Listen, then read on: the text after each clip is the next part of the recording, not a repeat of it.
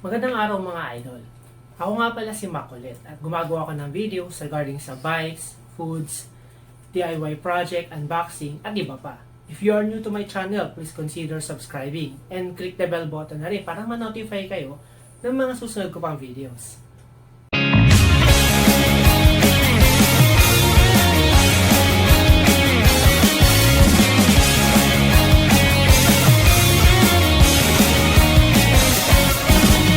Nakareceive ako ng isang comment requesting na i-bike check yung ginagamit kong bike sa ride. Shoutout po sa iyo, Sir Joey Mariano Balingit. In this video, i-bike check natin yung Giant 2019 SCR 2 road bike na nabili ko last year at bibigyan na rin natin ng review ang Shimano 105 R7000 Groupset ko. Giant 2019 SCR 2 road bike is a lightweight aluminum road bike. From city commutes to training rides, SCR is quick and nimble. Built with a lightweight ALUXX aluminum frame featuring performance-oriented front-end geometry, the SCR is a great choice for a fitness routine or bike to work every day. The frame includes integrated mounts for fenders or racks so you can easily carry your essentials. As you can see, gumamit din ako ng full fender last year. Napakaganda lalo na sa tag-ulan. Ano nga ba ang key performance factors ng SCR2? It's versatile road performance. Ang ibig sabihin, the frame is engineered for balance, all-rounder feel that blends confident rider position with the agile cornering and acceleration. In short, smooth ride quality. Easy to accessorize din ang road bike na ito. Pwede mong i-set up pang training, short ride, o pang touring bike. Product details naman tayo. Ang size nito is medium, applicable to 5'7" to 5'11" ang height. Color is green and black. Black is metallic black.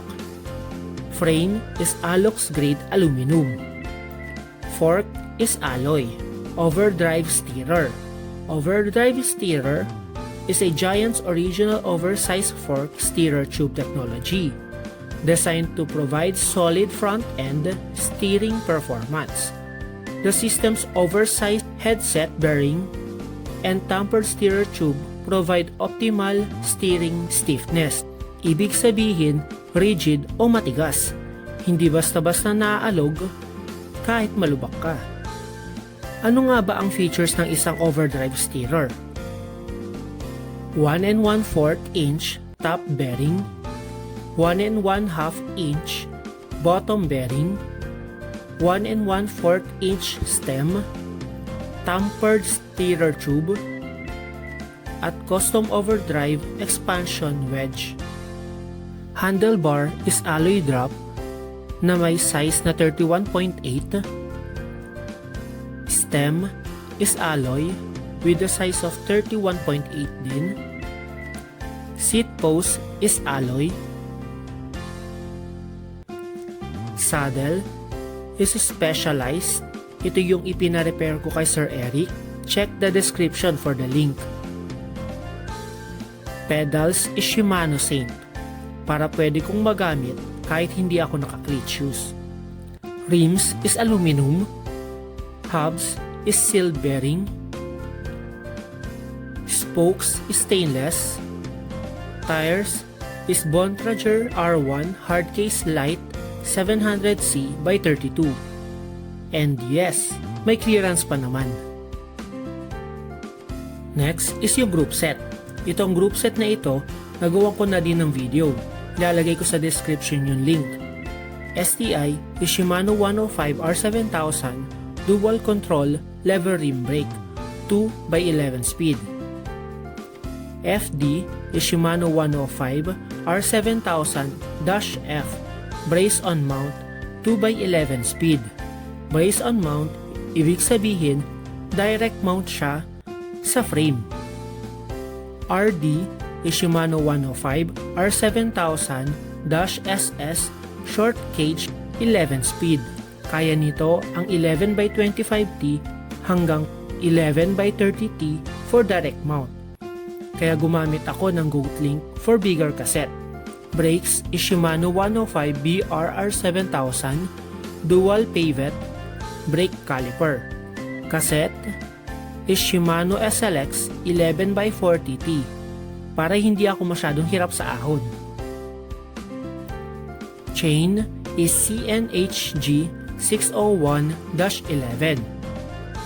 Crankset Shimano 105 R7000 Halotech 2 Road Crankset 2x11 speed. Ang size nito is 39 and 53. Bottom bracket Shimano Ultegra threaded bottom bracket 68x70mm shell width. Check naman natin yung measurements. Seat tube length is 18.9 inches. Seat tube angle is 73.5 degrees. Top tube length is 21.5 inches. Head tube length is 6.2 inches.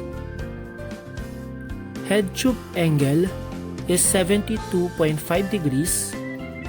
Fork rake is 2 inches. Trail is 2.3 inches. Wheelbase is 39 inches. Chainstay length is 16.2 inches. Bottom bracket drop is 3 inches. Stock is 22.2 inches. Reach is 14.9 inches. Standover height is 30.5 inches. Handlebar width is 16.5 inches. Stem length is 3.9 inches. Crank length is 172.5 mm. And wheel size is 700C. Ang total weight nito is 10.96 kilograms. Gawan naman natin ng madali ang review, yung Groupset. Nung naisip ko itong build na ito ng Groupset, medyo nagwo-worry ako kasi may possibility na bumagal daw yung shifting. Kaya tinest ko sa ahon, sa patag, sa lubak, sa training ang Groupset na ito. At anong masasabi ko? Suwabe. Wala akong napansin na delay sa shifting. At kung meron man, napaka-minimal dahil hindi ko talaga maramdaman sa sobrang smooth ng shifting. Pag naka-road bike din kayo at medyo nahihirapan pa kayo sa ahon, pwede nyo din i-consider yung ganitong setup. Just make sure lang na maitono ng maayos. Para sa links, ilalagay ko sa description sa baba. At pag may mga katanungan kayo o suggestion, just comment down below. I wanna thank Sir Lyndon Sobrevilla and Sir Gregorio Recto III sa pagtulong sa akin na maikabit ang Groupset na ito. And Sir Steve Lumintao sa pag-tune up ng aking Giant SCR. And shout out sa'yo, John Paul Bautista. Hanggang dito na lang muna. Salamat sa panonood.